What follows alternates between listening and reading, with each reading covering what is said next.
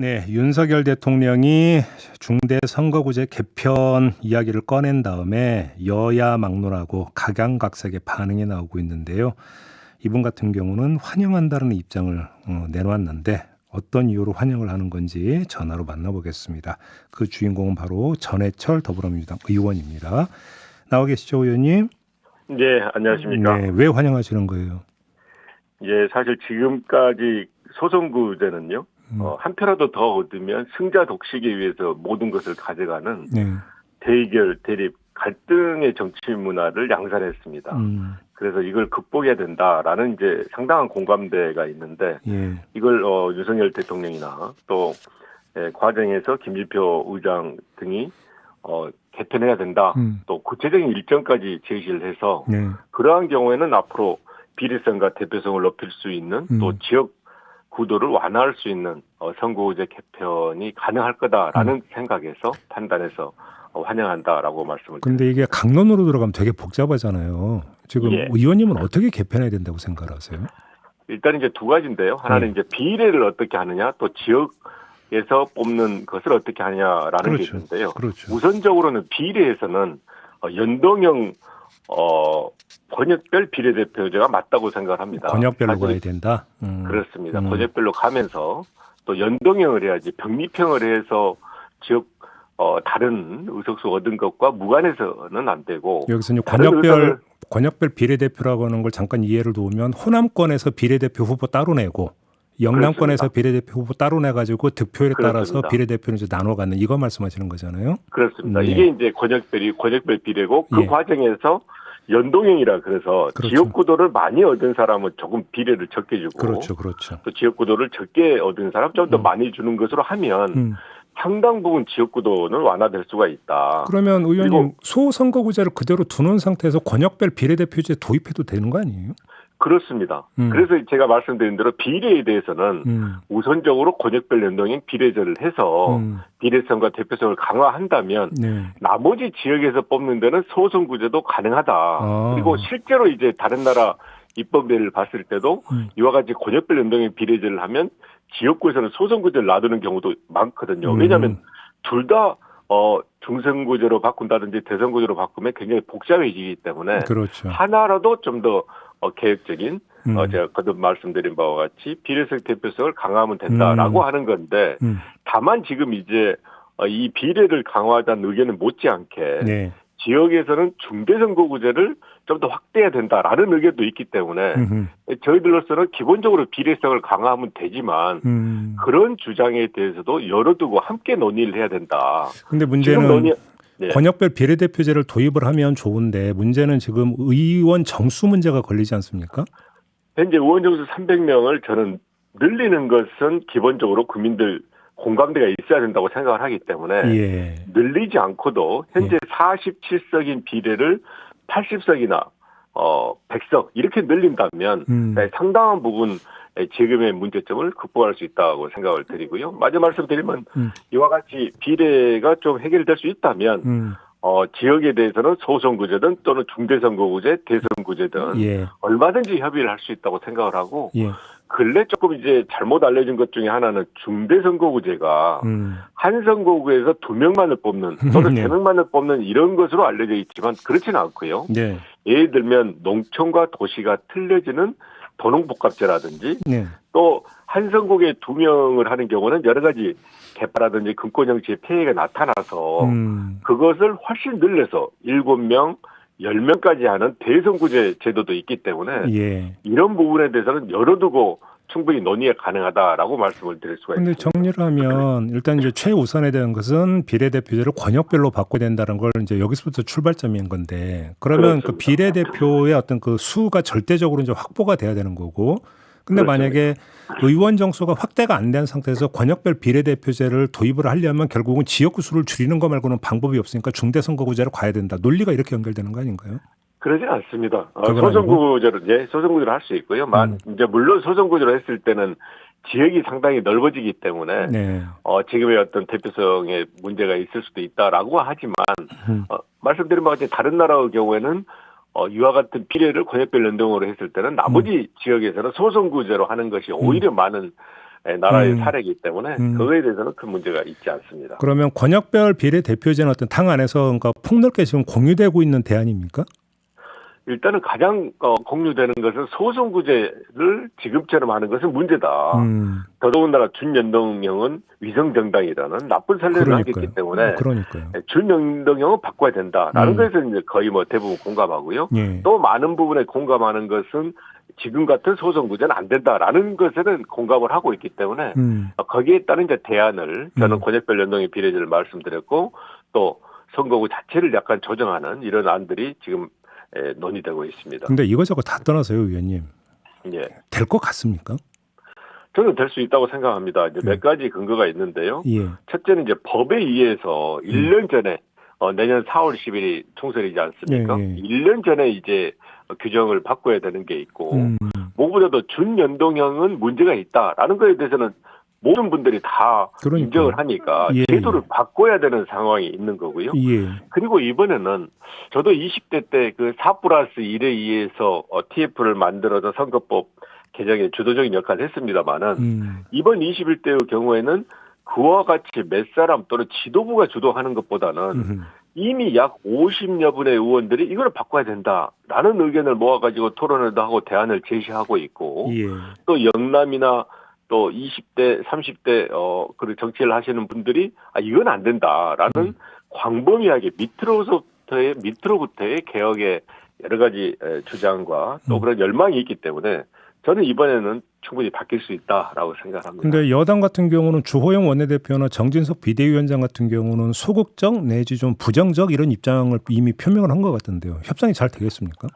그러지는 않고요. 사실 이제 협의와 협상을 할 때는 본인들의 의견을 또 다 이렇게 당의 의견을 정확하게 이야기를 처음부터 하기는 어렵지 않습니까? 네네네. 그런 면에서 이제 약간의 소극적인 모습을 보일 수도 있는 것으로 저는 비추지만 실제로는 거기에 대해서 뭐 적극적으로 이야기도 하고 있고 또 여러 지금 아까 말씀드린 50여 분의 초재선 의원들 중심으로 하는 것 말고도 또 중진 의원들 역시도 거기에 대한 여러 합의와 협의를 하고 있습니다. 알겠습니다.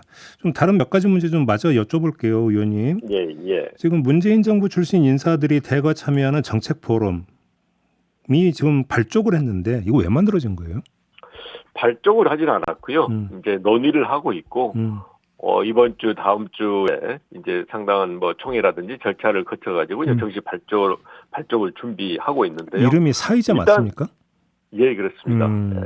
그러니까 그것은 이제 문재인 정부의 정책을 성찰하고 그리고 잘한 점과 아쉬운 점을 평가하자 그런 포럼이 필요하다고 생각을 하고요. 당연하지만 이제 문재인 정부 경우에는 성과도 있고 부족한 점도 있고 무엇보다도 정권을 계속적으로 이어가지 못한 부분이 굉장히 안타깝지만 그럼에도 문재인 정부에서 잘했던 또 앞으로 역사적으로 계속 계승해야 될 정책 역시 많기 때문에 이런 부분에 대해서 잘 준비하자라고 했고 이제 참여하는 분들은 저도 물론 이제 참여를 하고요.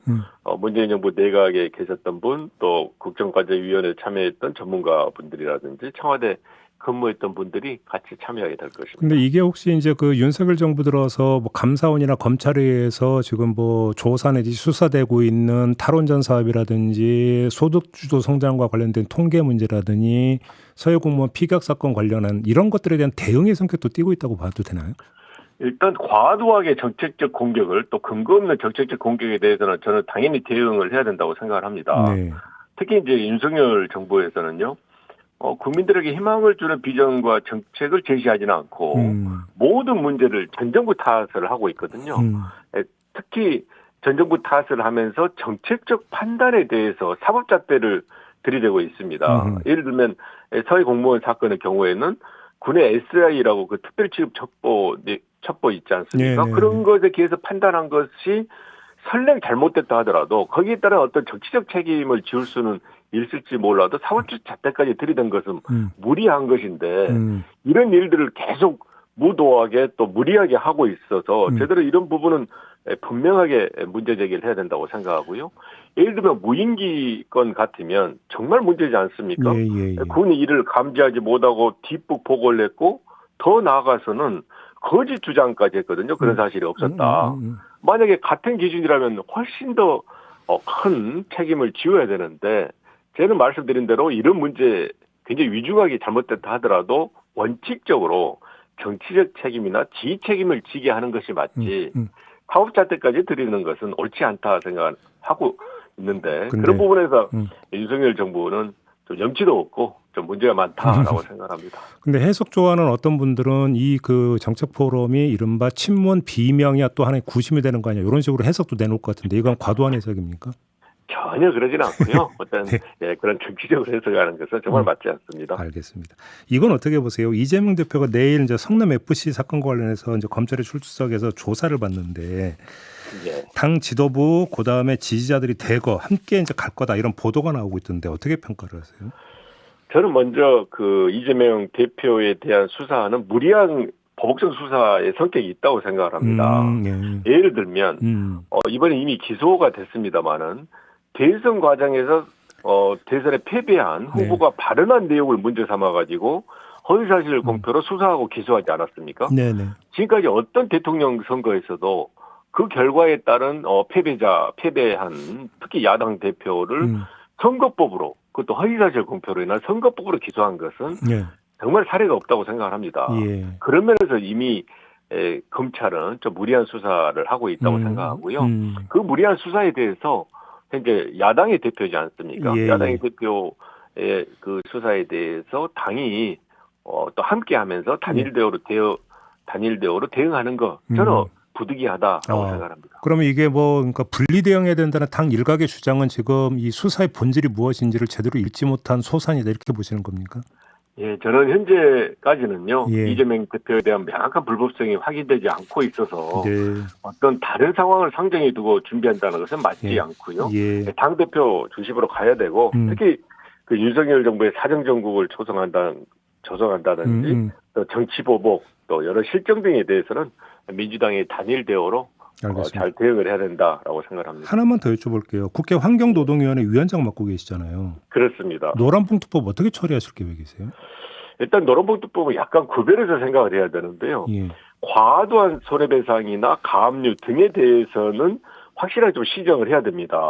예를 들면 지금은 쟁의행위를 할 때 임금의 결정에 대해서는 임금을 올리라든지 이런 것은 쟁의행위의 합법성을 보장해 주는데 작년에 임금을 어떻게 하기로 합의한 거에 대해서 그 합의사항을 지켜라 라고 하는 것은 쟁의를 못하게 되어 있거든요. 그래요? 그래서 이 쟁의의 범위가 좁다 보니까 불법한 것으로 많이 판정이 돼서 손해배상이 과도할 수 있어서 이런 부분에 대해서는 좀 더 손해배상 범위를 좀 줄일 수 있는 방안이라든지 또는 예를 들면 지금 연대 책임에 의해서 과도하게 한 분의 노동자에게 책임을 많이 지우는 것은 좀 분할해서 하자. 이렇게 합리적으로 손해배상 액수를 제한하는 것 이게 하나가 있고요.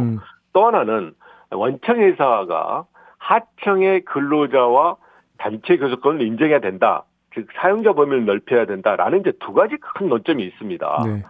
손해배상을 줄이는 것에 대해서는 상당한 공감대가 있으니까 저는 이런 부분에 대해서 우선적으로 또 처리하고 이 사용자의 범위에 대해서는 이제 지난주에도 논의했습니다만은 계속적으로 논의를 해야 된다라고 생각을 하는데 문제는 국민의힘이 아무런 여기에 대해서 협의에 응하지 않고 있어서 좀 답답하고 이런 모습은 좀 옳지 않다라고 생각합니다. 이 문제는 좀 나중에 다시 한번 인터뷰를 가져보도록 하겠습니다, 의원님. 그러겠죠. 오늘 말씀 잘 들었습니다. 고맙습니다. 감사합니다. 지금까지 전해철 더불어민주당 의원이었습니다.